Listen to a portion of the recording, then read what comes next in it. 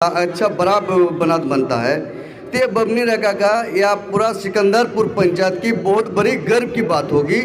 जैसे आज डंगरा घाट हो या जलालगढ़ हो या गोटपुर किसी भी जगह में अगर बनात है तो कहाँ की बनात है तो फलना जगह की बनात है।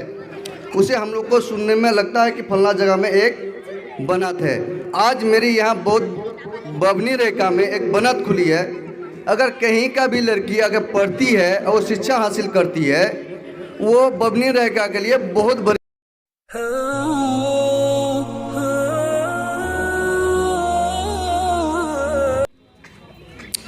अस्सलाम वालेकुम रहमतुल्लाहि व बरकातहू।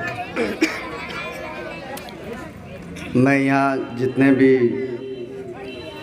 जिला पार्षद, सरपंच साहब या मुखिया जी या बस्ती के जितने भी बड़े बुजुर्ग आए हुए हैं सबको तहे दिल से मैं सलाम देता हूँ। मेरे इलाका में आज तक कोई भी गर्ल्स स्कूल नहीं खुला था, ना आज तक खुला है। अब 3 महीना पहले केवल अली साहब ने एक कोचिंग सेंटर के जैसा एक लील बनात खुला है मेरी लड़कियों बच्चियों लोग के लिए। जी ये बहुत बड़ी शान की बात है और ये बबनी रेखा का बहुत बड़ी गर्व की बात है। ये बनात अगर आगे चल के अगर एक अच्छा रूप करता, अच्छा बड़ा बनात बनता है तो ये बबनी रेखा का या पूरा सिकंदरपुर पंचायत की बहुत बड़ी गर्व की बात होगी।